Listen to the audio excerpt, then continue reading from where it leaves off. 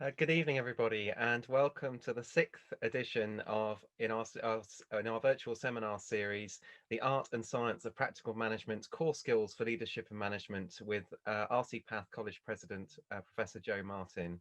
A warm welcome to you all this evening. Welcome to those who are new to the series as well.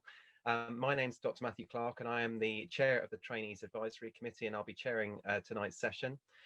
If just a reminder that if any of you want to see any of the previous editions that we produced over the last few weeks, you can see those up on the Royal College of Pathologists website as well. So please feel free to go and have a look at those if you'd like to. Just a reminder of the housekeeping. You'll note that you're all on silent and your videos have been turned off, and that's just to help with the smooth running of the evening. But we would welcome any questions that you have for Jo after her presentation. She'll give a 15 to 20-minute presentation, and then we'll open it up for questions. And you'll note at the bottom there's a Q&A tab. If you open that up, you can type your questions in there throughout her presentation and also afterwards. She's very happy to answer any questions for you. So now, without further ado, I'll hand over to Jo, who will be talking tonight about gossip, raising concerns, and whistleblowing. I want to tell you about. Over to you, Jo. Thank you very much, Matt, and thanks to everyone for turning up. It's lovely to have the chance to talk about this with you tonight. And I know it's a slightly unusual context to include gossip, but I'm going to start with that. So gossip is part of an internal culture for many organisations, and it's quite a negative culture. Gossip is informal information, it's not data. If you gossip, it doesn't show how well connected you are, it just shows that you share informal data. It's not seen in a good context ever. Often it's an indicator that it's surfacing into personal tension. So it can be quite personal, it can be gossip about someone, and sometimes it can be as a result of emotional release. So if you're cross, you end up overhearing, or you end up being told, or you end up sometimes saying, oh, there's no point in going to talk to her because she's useless at this, or it's no point in talking to him because he always ignores what you say. And so that gossip can be undermining. When you think about how you're going to deal with gossip, both as a leader in a department, one of the things that seems to promote gossip in a department is actually not having enough information, not having formal structured information. So if a leader or a manager doesn't communicate, then actually you'll find that gossip will flourish. The informal communication channels, often bearing inaccurate, partial or negative type of information, will flourish when there's an absence of good communication through leadership channels. So that's one way that you can address it. And the other way is actually, how do you address it at a personal level? So if somebody's gossiping to you about so-and-so did this with so-and-so, and they're always they're always out late and partying and drinking and whatever, then you can address it directly. Now this is from a consultancy group, so they advocate dealing it with directly. So I'm curious, exactly what would you like me to do about it, or what would you expect me to do? It's a very direct way of dealing with somebody gossiping to you. It can feel like a bit of a put down if you can't do it nicely. The other way is just to say, oh well, I'm aware that there's some gossip around this. Label it, call it out as gossip, and just leave it. Don't engage with it. If a leader gossips, you become part of that negative culture. You become part of that absence of formal information. Now, that's different from having a social contact, a social context, but you will recognise gossip when you hear it. And so just be very careful about that in the context of your department. So there's a line where gossip transitions into I have concerns about. Raising concerns and whistleblowing, you have a duty of care to raise concerns. You have a duty of care to raise concerns when there are worries about safety, there's risks to especially well-being of service users, well-being of patients, both the HCPC and the General Medical Council. Lots of organisations very clear that you should raise concerns, and it's appropriate to. Encouraging, we've talked about safety in an earlier seminar. Reporting concerns is a healthy thing to do. Reporting incidents, reporting inconsistencies with protocols is part of a good safety culture, and so is raising concerns. One of the really sort of shameful things that happened during healthcare was the mid-staffs events, and that's not isolated. In Mid-Staffordshire, there's a really heart-rending report where it was clear that the organisation had a poor safety culture, but nobody reported it. Nobody stood up and actually said, no, this is not appropriate. No, we need to do something about this. People were left in really suboptimal care conditions, and people didn't raise concerns. So when you're looking around your department, when you're going into a department, when you perhaps visit another department and you see something that you're not happy with, you see something that's suboptimal, you see something that puts somebody's safety or well-being at risk, you have a duty to do it, and your duty transcends your personal and sometimes your organisational responsibilities. You have a duty to say so. Sorry, my dog's barking in the background. Apologise for that. The raising concerns is difficult to do sometimes. It can be difficult because you think you might not be taken seriously. It can be difficult because it's not something that we do regularly. But you can't walk by. If you walk past a patient who is thirsty or hungry, if you walk past that patient who is unhappy, then you become part of that particular problem. You become part of that poor safety culture. So you have to be prepared to stand up and be counted in that. When you raise concerns, there are lots of guidance around this about how to do it, and some of you will have been trained in doing it. It may be simple as telling somebody that there's a problem, telling somebody that somebody's water jug is empty, telling somebody that somebody needs a change in their work clothes or their PPE, and it may be that you report it to them directly. So if you have a builder in your house and he's knocking in walls and he doesn't have safety glasses on, practice. Tell them, oh, you should be wearing safety glasses. Here's a pair. I would hate to see you with an eye injury. So raising concerns operates at all different levels. Lots of different organisations have very specific areas that you can give guidance on. This is the MDU one. A very good one, actually, for general, and this is both for scientists and medics, is actually the GMC, raising and acting on concerns in patient safety. And it's quite a good general document that helps guide you through the processes.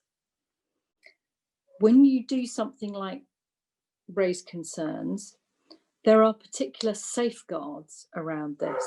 So it has been recognised in the past that people have been worried about raising concerns because they worry about the impact on their well-being, or their sorry, not their well-being, on their career.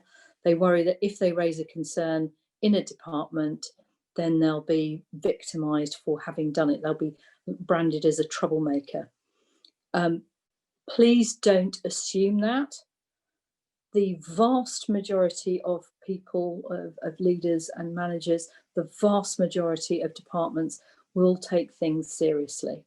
They will take things seriously, they'll investigate, and often they'll put things right. So it is appropriate to raise concerns.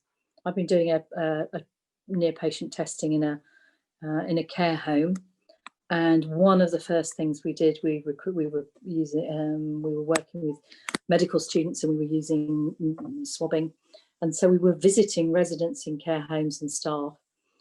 And one of the most important things during the induction for that was, if you see any care that you're not happy about, tell me. And they did.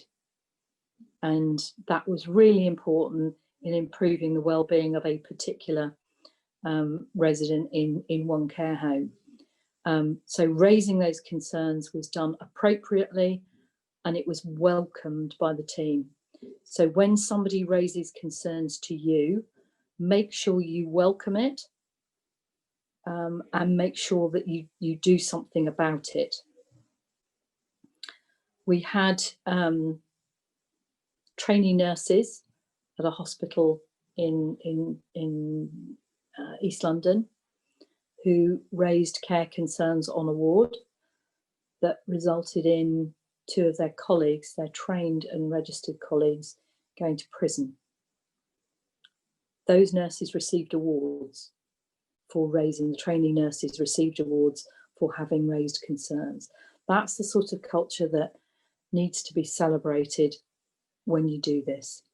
Now, sometimes it's not always straightforward. I absolutely understand. Somebody may raise a concern that's general and is not specific enough to be able to really address, or it may lay outside your power, but you can escalate it to somebody else. You don't actually have the capacity or the authority to do that, but you can escalate it. The other situation that you should know about in this context is whistleblowing. And whistleblowing has a specific legal framework, the Public Interest Disclosure Act of 1998 in the UK, and other countries have similar legislation. And this is where a whistleblower makes a declaration, a concern, raises a concern to an organisation, a senior organiser. It would tend to be a senior person in the organisation. It has to be around a serious issue around crime or safety or damage to the environment, miscarriage of justice, breaking the law, or a cover-up. And whistleblowing, you'll have seen in the press as well.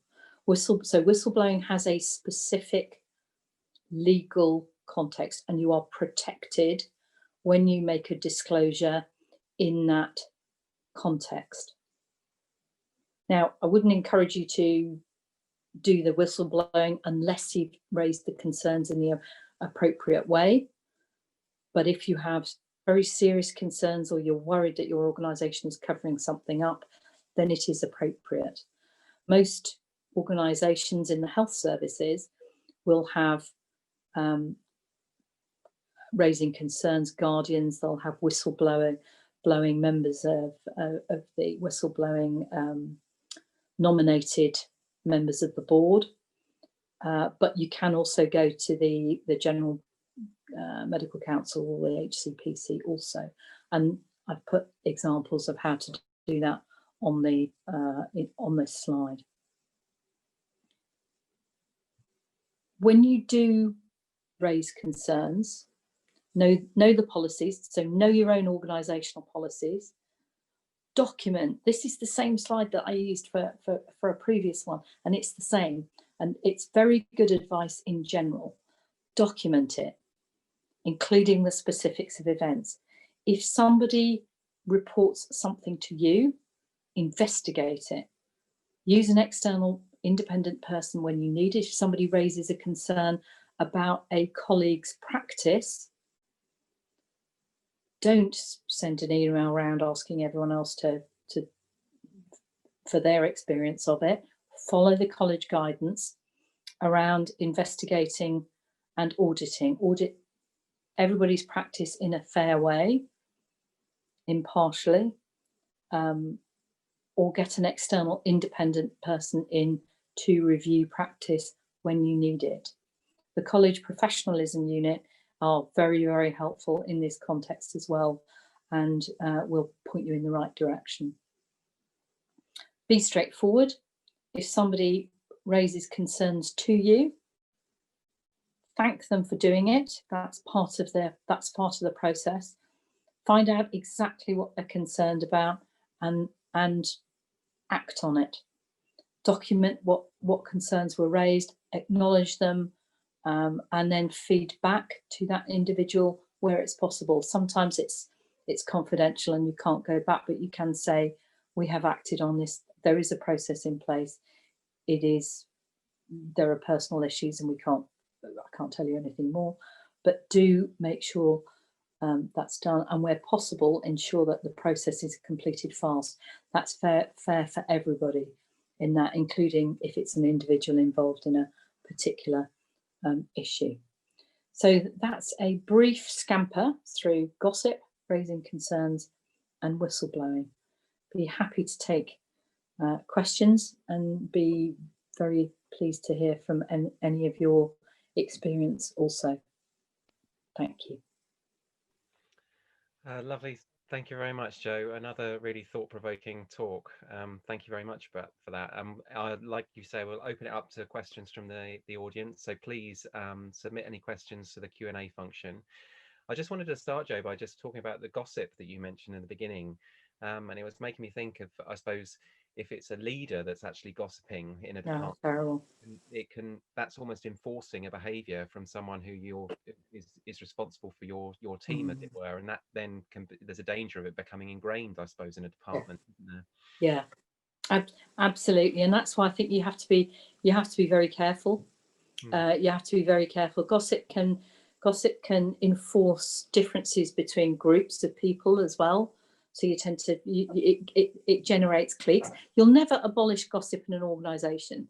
Informal stuff will always go round, but a culture of persistent gossip, that it can give a sort of malicious or it enforces a negative culture. A lot of good research that shows that 60% of interactions need to be positive in order to have a good and productive environment. That includes same for apparently it's same for partnerships, both personal and business. That if 60% of interactions are positive, then you have a positive culture. And gossip tends to be a negative culture if it's pervasive. I was just wondering why that is. Is there any particular reason, do you think? Is it easier to say negative things than it is positive, or? I think some people just it's they want to be part of something and they want to share information, and it doesn't really matter whether it's true or not, or it doesn't really.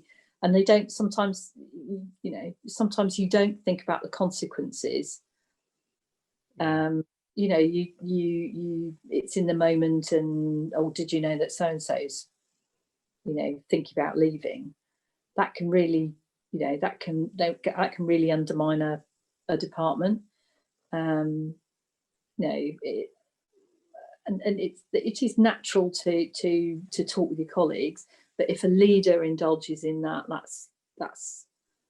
that's different, and that, as you say, it reinforces that negativity.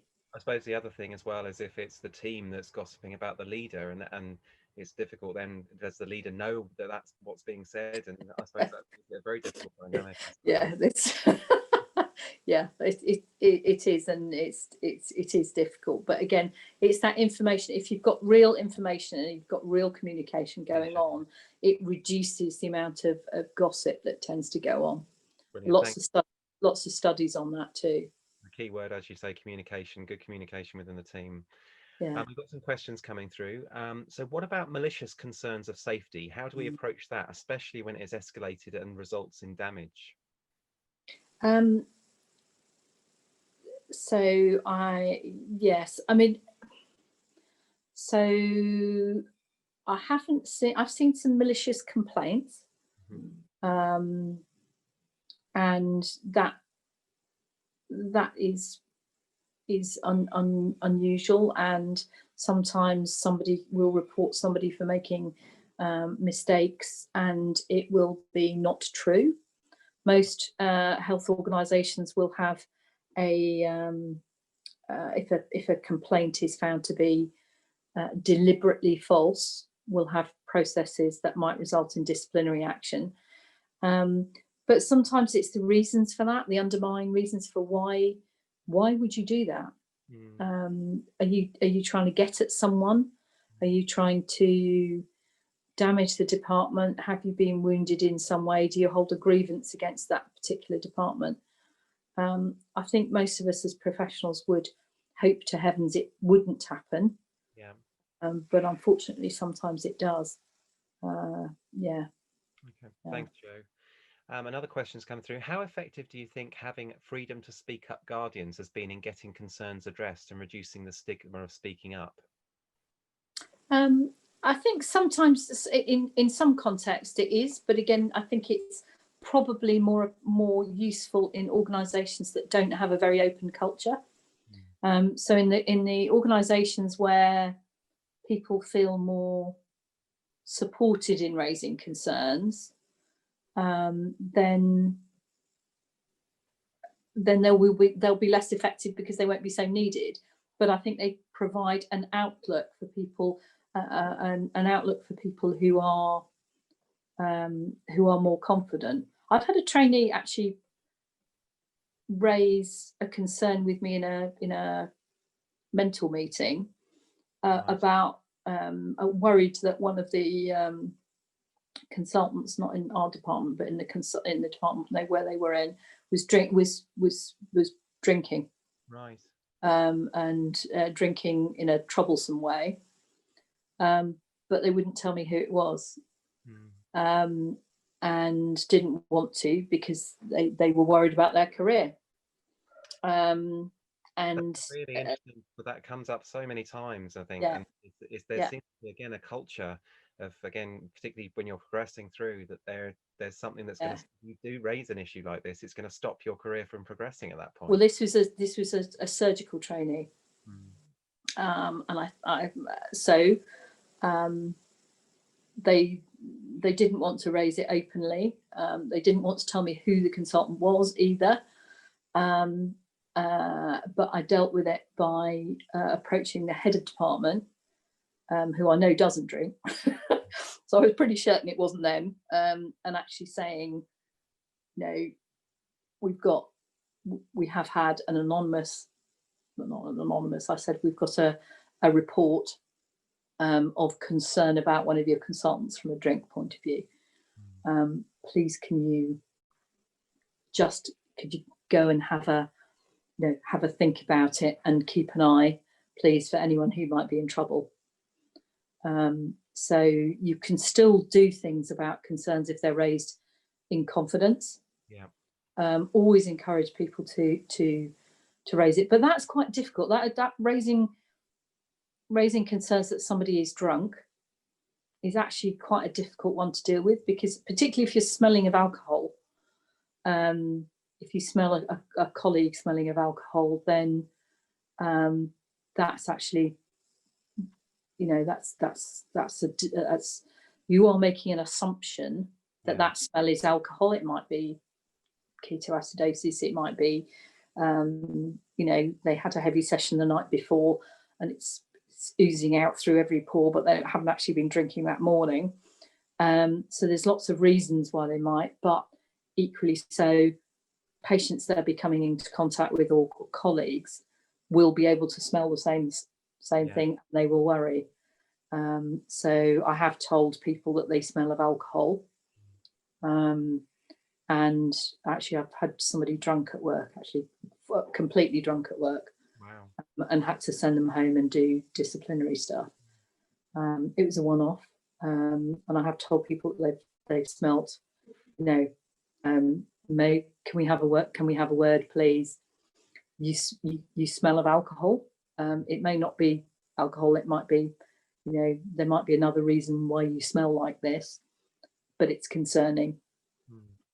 You know, if you do have a problem, there's lots of ways we can help. Absolutely. You know, if they then swear blind that it was from last night, that's fine, but you need to keep an eye on them. They just need to be aware of it, and just sometimes the fact that you surface it, it can help. Thanks, Jo. That's really useful. Thank you. We've had another question come through. Where do you draw the line between gossip and information that people need to know? And Lisa's also commented, agreed, the line between gossip and concerns can be quite blurry. Yeah.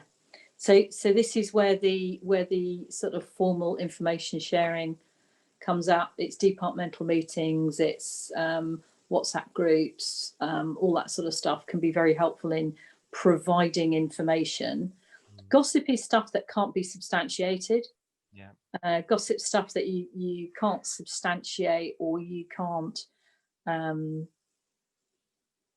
or is not, it generally has a negative connotation. So spreading word in a department that somebody's partner has died, or that somebody has, you know, at their request, at that individual's request, you know, telling colleagues that they have breast cancer or a particular health condition, that's different. That's not gossip. Whereas speculation about somebody's health status or personal life is gossip. So it's unsubstantiated. So I think it's the more real information that's shared, the less gossip you do get. And I think as well, the impact on the person that it's about can make a huge difference. So what takes someone 5 seconds to say in a department can leave quite a lot of lasting problems for that person. So it needs to be thought about very carefully, really, doesn't it? It's sometimes also a useful guide is don't say anything behind their back that you wouldn't be prepared to say to their face. Yeah, absolutely. And obviously we all have our moments. You go, oh God, you know, they really wind me up. But if I say, you know, if I go to somebody else and go, oh, that person really winds me up, then it degrades me as well. And I know sometimes it's an emotional release, and I understand that, and I still do it sometimes. But in a professional environment, you have to control it as a manager or a leader. Thanks, Jo. I've had another question from Sarah. Thank you, Sarah. Would you say that gossip is a reflection of a lack of good leadership, and that this informal information fills a vacuum where members of the organisation are lacking good quality information? I think I think certainly to an element of that. A little bit of gossip will always go wrong. There's no organisation that is gossip free. So there are some very good leaders who do have some gossip in their organisations, and it is part of, you know, it's part of a degree of socialisation. I would just watch it. I think watch it, watch the tone. Sometimes you won't see it as a leader until you actually walk around and meet people. And you don't hear it, and you don't hear it going on. If you see people, you know, huddling in corners, whispering as you walk past, then you can pretty much make sure that it's that there's something going on. suppose it's being a leader, but also a key member of the team, as in involved in that team, is crucial. So that's the balance. But indulging in team gossip doesn't make you a better leader. It makes you a worse leader. So you can still be networked, you can still be part of the team without actually gossiping. Thanks, Jo. Another question: how would you recommend dealing with situations where concerns have been raised informally and you feel they haven't been sufficiently dealt with because there is evidence that upholds the allegations on an ongoing basis? You feel they have been dismissed to avoid disruption in the department? Yeah. So that's pretty fair, and sometimes that can happen. On a practical level, it depends what it is. Go back to the lay down an email trail, write formally and just say, I'm aware there's been some progress on X, so acknowledge the fact that something may have been done. But could we have is it possible to have a chat with you about how we can really stop it happening again, or how we can? So a lot of progress can be made by just either offering to help or offering a review. But as I say, if somebody has done something, do acknowledge it. Thanks, Jo. Yeah, another question from Abay. Thank you. Where do we document concerns raised to us? Where's to you? Yeah. So you should have a so if you're a leader or a manager, you should always have a book or a form of electronic notebook. This is mine. It's got lots of as I've said before, I can't underestimate the importance of just keeping a log of stuff. It may be scribbled notes, it might be more detailed notes.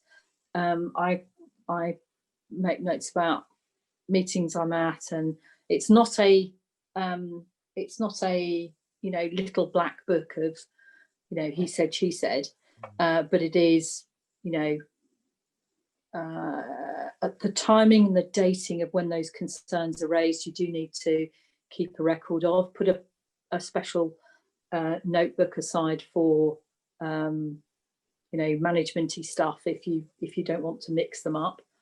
I have hundreds of notebooks with odds and ends in, and that's very valuable. It also serves you as a bit of a reminder that you sometimes need to do some more on an issue.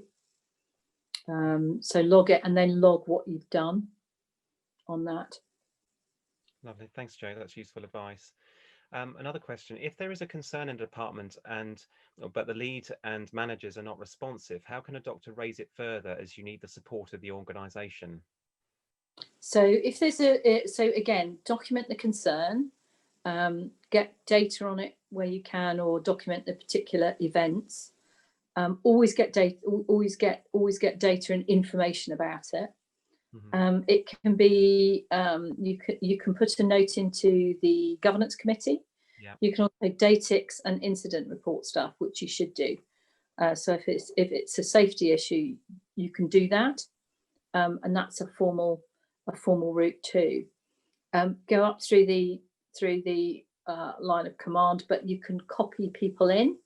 Okay. So you can reply back to the service manager or the head of department, but if it's I don't want you to double bump straight to the chief exec, but again, just you can copy in the next person up on a CC. It's a little bit passive aggressive, but it's a good way of making them aware that you're having a discussion on it. Please make sure that everything that you do is, again, it's professional.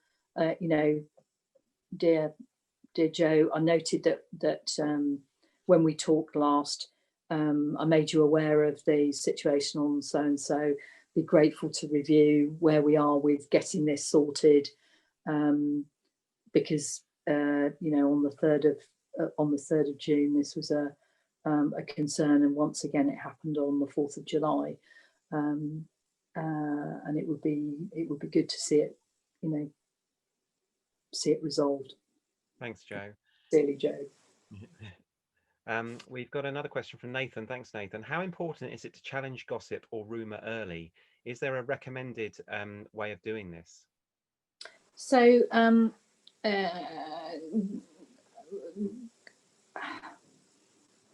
sometimes, so if it comes to you, or there's a rumour going around that, sometimes the person who comes to you and says, oh, there's a rumour going around, that is actually is the gossip. And he's giving it a big old stir, and making themselves appear more important by sharing confidential information and whatever. So you can sometimes, if it's about someone, you can go, well, have you asked them? That's quite a useful thing to say. Oh no, we've heard that so and so's. You go, well,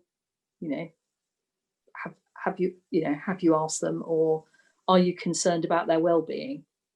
Why are they so excited about it? Why is it such a big thing? If rumours are going around, and there will always be, if you're reorganising a department or whatever, again, frequent meetings. If you hear a rumour, make sure that you address it as soon as possible in the next email. Send out, even if you regularly do a monthly newsletter and a rumour comes up, you can turn it weekly while things are going on. So just try and address stuff that they come up. But the other thing is, if people feel free to come and ask you stuff, that's the other thing you can do. So if you are open and transparent as a leader, you'll probably get less gossip in the department, because if people, is it true that we're moving to the Royal London? Yes. Is it true that so and so? Yes. Send out a note. And people feel they can approach you then, don't they, as well? Yeah. And then it doesn't, and if one person's asking, probably other people would like to know too. Thanks very much, Jo. I think we'll wrap it up there. That was very much again for an excellent presentation and a really nice discussion at the end. And thank you very much to all the delegates who have joined us tonight. And thank you for all your questions. I'd also like to thank the college team who are responsible for laying on these events each week. And just remember, these are being recorded. So if you'd like to see them again or catch up with any of the other previous ones, then please have a look on the website. But I'll look forward to welcoming you again next week for our 7th session, which will be on the public face of leadership and management, the Daily Mail test. So that's quite an intriguing topic. So thank you very much. I'm wishing you all a very nice evening and a good week ahead. Thank you. Thank you very much.